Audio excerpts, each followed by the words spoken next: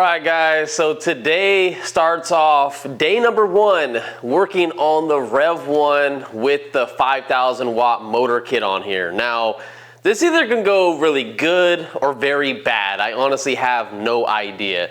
So I have the bike sitting right here and I have my digital calibers right here, which I'll bring you in with the camera and show you.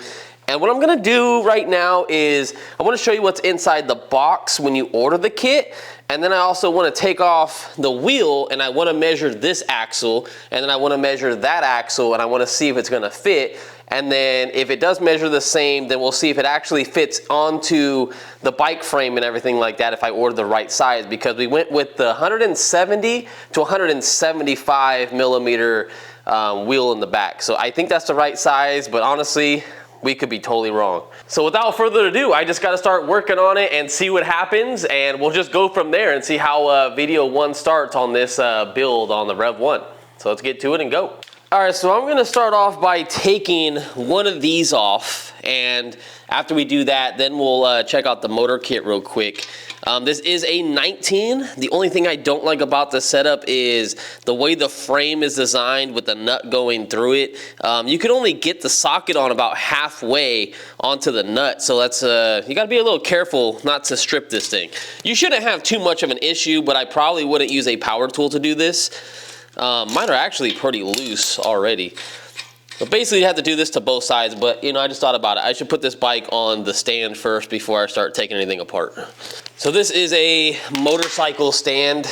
I use it as a bicycle stand, and it seems to fit the bike pretty good.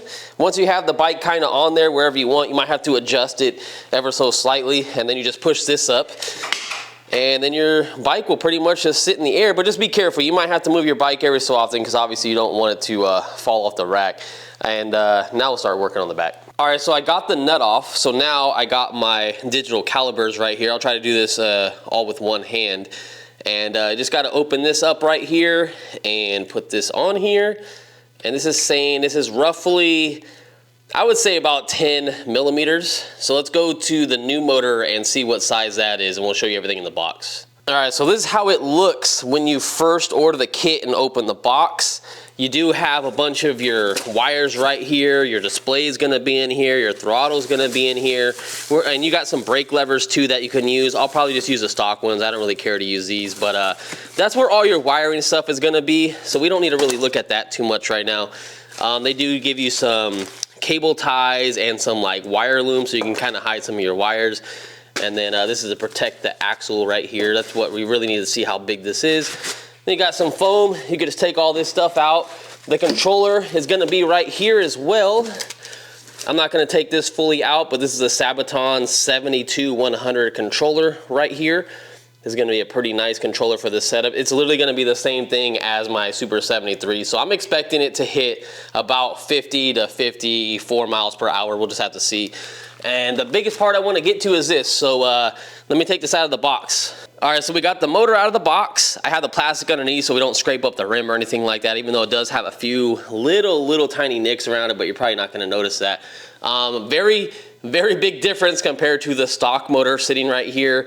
It's very huge. I did take off the cap right here. These actually do look bigger than the factory one, but let me get my calibers and we'll see. All right, so I got my calibers on here. Let's put this on here. And boom, that looks exactly the same. 9.96 millimeters, so basically 10 millimeters. It's exactly the same size. We should be perfectly fine with putting this motor in here. I am so excited. There is gonna be a little bit of test fitting issues to put this on here, and you also have some adjustments, what I'll show you right now. Down in here, if you can see, you do have a little bit of thread right here. I believe the stock motor has this as well. And turning this will kind of lock this and make it a little bit shorter so you guys can fit that in there depending if you wanna do 170, 175. The next test is to really see if it actually fits in here or not, which I think it will, because I think I did get the right size, but that's just what we gotta do today. Let's just test fit it and see if it works. It looks like we're gonna have to take off most of this stuff right here after we get the wheel off, hoping the bike doesn't fall over. I'm not really trying to disconnect the wheel from the whole midsection because I do have a dual battery setup on this bike, which you guys can go back to my old videos and see how I did a dual battery setup if you don't wanna do a motor swap. But we're gonna have to do all the zip ties like underneath the frame and all that kind of stuff. And I'm just gonna try to set the motor off to the side without taking it completely off, because we're not obviously going to have this motor working anytime soon. We still got to get a battery and all that kind of stuff, but we just have to figure this out right now to see if it works first. So I'm gonna get started on that, and then I'll get back to you guys once we have the motor off. All right, so we got the motor loose, and I would probably highly suggest that if you do this setup, it actually might be easier to flip the bike upside down and put some towels like on the front handlebars so you don't mess up like the display buttons or anything like that, because having this set up like this is a little hard because it wants to fall off this little bike stand or motorcycle stand. So that would be my suggestion, but I'm doing it the way I am. I am just trying to see if I can get this out of here without messing up the motor wire. Just trying to get this out without having to disconnect it. Might have to turn this sideways. There we go, there we go. All right, let's see how the bike is gonna be on this stand now. Now there's no motor in the back. Make sure it's not gonna fall over. That's the last thing that we need to happen right now. All right, everything looks good. Let's see if this other motor fits. All right, boys, the moment of truth. Now this might take a little bit of finessing. Like I said, I hope the bike just does not fall over, because I just really want to just test fit it in there. So we got to do these nuts and everything like that. We might even need additional spacers. We might need less spacers, but it does have spacers on both sides of this motor. We also would have to transfer over the brake rotor to this bike as well. And I'm gonna just take these nuts out completely. Let's see if I can do this without it wanting to tip over on me, because this is very high up in the air, and we're gonna have to line this up correctly. Okay, I'm gonna have to move those, it looks like. Don't want to damage the wheel in any way. All right, let's try this again. Looks like it clears the brake. Let's get this rotated the correct way it needs to be, which is about like this way. Wait, no. Since we're not taking the motor wires off, let's do it this way. Oh, man.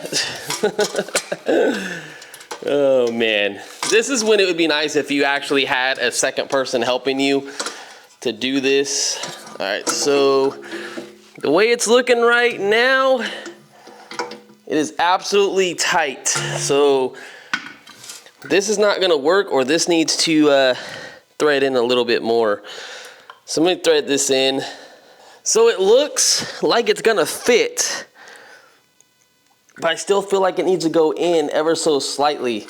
I need these little rings to stay on there, because if not, it's gonna smash down on the motor wires. So I feel like I just need to tighten this up and then test fit it again, so give me a sec. All right, so this is how it's going.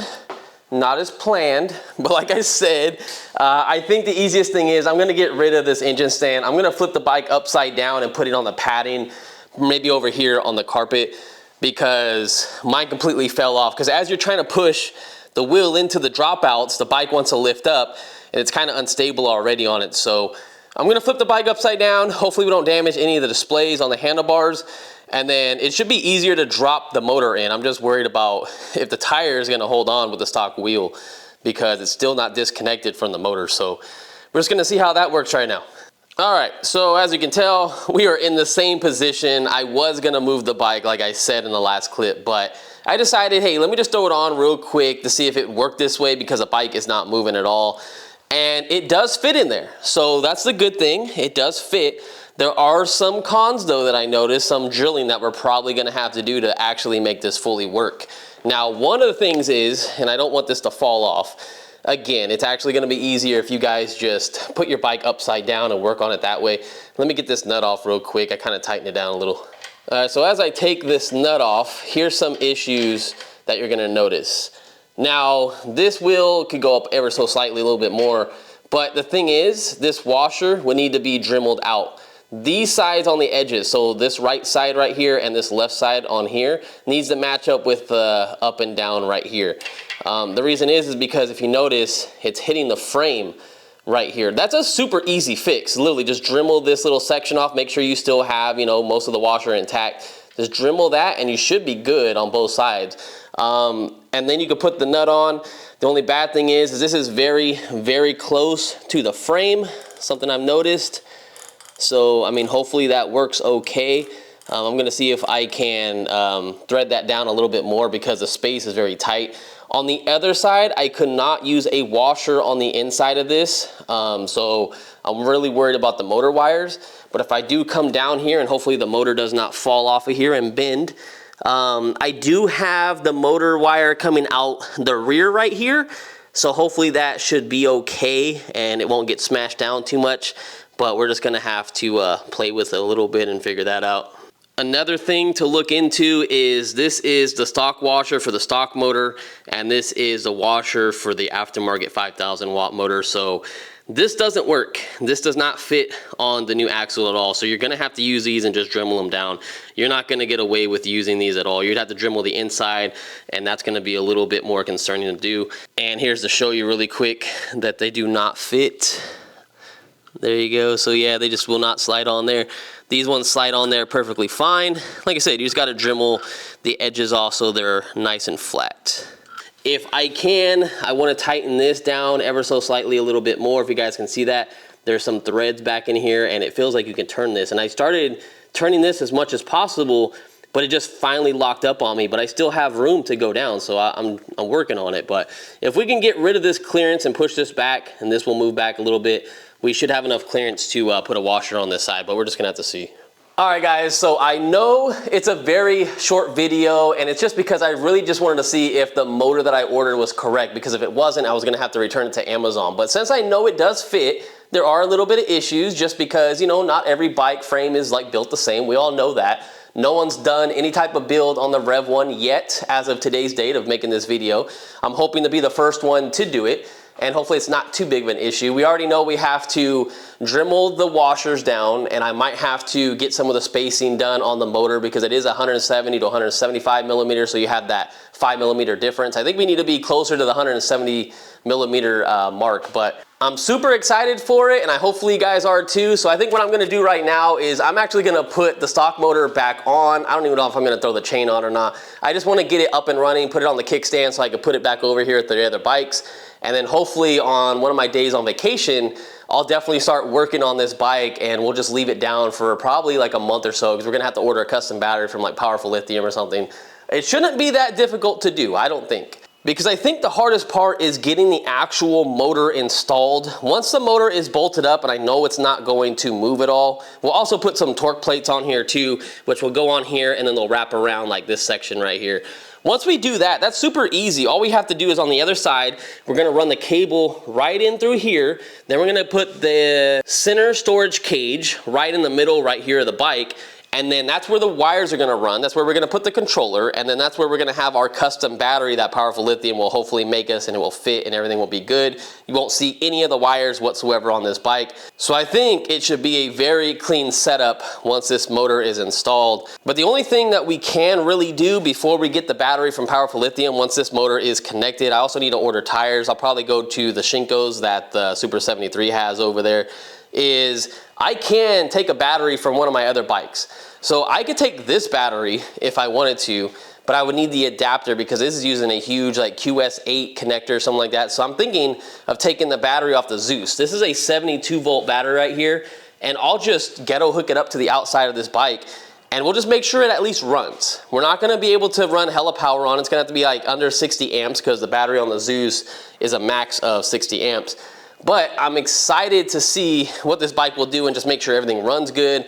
We'll just ghetto hook up everything one of these days, like I said, and then we'll just wait for our battery. But anyway, guys, that's enough rambling on. I love you guys. You guys are treating me peace for sticking around, and I'm hoping this build is gonna be fantastic. So if you guys want to, I'll put a link down on Amazon where I got this kit. It is $1,000, but that's because I got the very nice display, the same one that my Super 73 has, and it came with the controller, and it came with the motor, and it came with all the stuff that you need to basically put it on there with torque plates, all that kind of stuff. So that's why it's expensive. You could buy this motor, I think, for $300 or $400 or something from AliExpress. You just gotta be careful on the shipping costs if you're gonna go a different route. Then you also have to piece everything out. Some of these controllers are like $250 to $300 for the 100 amp Sabaton controller, if I said that correctly. So just keep in mind, it's easier just to buy the whole kit if you just want to get it all in one shot. Plus it's on Amazon. Amazon has very easy returns. So that's what I personally suggest. So if you guys want to buy it, it does fit. and you guys kind of know what to do already. You just got to know what type of battery to go with and how you're going to run your lines